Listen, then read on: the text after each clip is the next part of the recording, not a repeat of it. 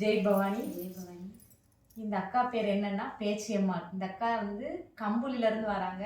3 வருஷமாக கோயிலுக்கு வராங்க. இந்த அக்கானால சொல்ல தெரியல. அதனால நான் அந்த அக்காவுடைய நிகழ்வு என்னன்றதை நான் சொல்கிறேன். என்ன பிரச்சனைக்கு வந்தாங்க அப்படின்னு. 13 வருஷமாக இவங்களுடைய கணவரை விட்டு பிரிஞ்சிருந்தாங்க.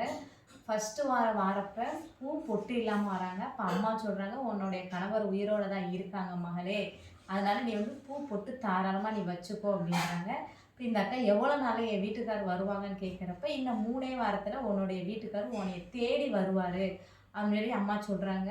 அதே மாதிரி 3ஆவது வாரம் இவங்க வீட்டுக்கார் 13 வருஷம் கழித்து இந்த அக்காவை தேடி வராங்க.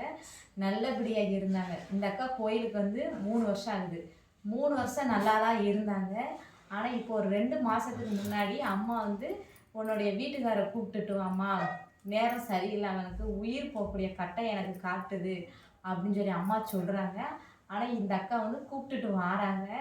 அம்மா என்ன சொல்கிறாங்கன்னா, நீங்கள் வந்து நீ 41 நாள் நீங்கள் தங்கணும் அப்படின்னு இந்த அக்காவுடைய வீட்டுக்காரை சொல்கிறாங்க.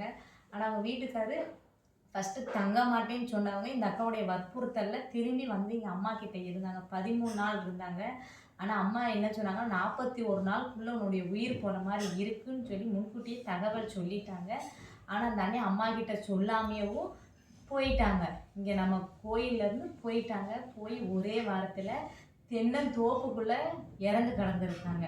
ஆனால் அம்மா சொன்னதை கேட்டு இன்றைக்கி நடந்திருந்தாங்க அப்படின்னா இந்த அக்கா கணவரை இழந்திருக்க மாட்டாங்க. இந்த ஒரு நிலைமைக்கு தள்ளியிருக்க மாட்டாங்க. பின்னாடி வரக்கூடிய விளைவுகளை முன்கூட்டியே நம்மளுடைய சத்தியமாக சொல்கிறாங்க மக்களே.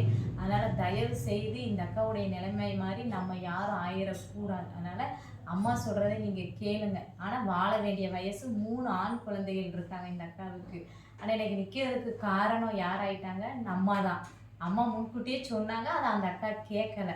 அதனால் இனிமேல் வரக்கூடிய மக்கள் எல்லாருமே அம்மாவுடைய சொற்படி கேளுங்க. அம்மா வந்து டெய்லி காலையில் 3 மணி நேரம் சொற்பொழிவு நடத்துகிறாங்க. அதை நம்ம காதில் வாங்கி அதன்படி நம்ம நடக்கணும். இன்றைக்கி இவங்க வருத்தப்படுறாங்களோ இல்லையோ, நம்மளுடைய குருநாதர் வந்து ரொம்பவே வருத்தப்படுறாங்க. வாழ வேண்டிய வயசில் நம்மளை தேடி வந்து நம்ம பூவும் போட்டு எடுத்து கொடுத்த பிள்ளை இன்றைக்கி இப்படி ஆயிடுச்சு அப்படின்னு சொல்லி. அதனால் திரும்ப நாங்கள் என்ன சொல்கிறோன்னா, அம்மாவை நம்பி வந்துட்டோம். அம்மா சொல்படி கேட்டு அம்மாவுடைய வழிகாட்டுதல் படி நம்ம நடந்துக்கிறணும். ஜெய் பவானி.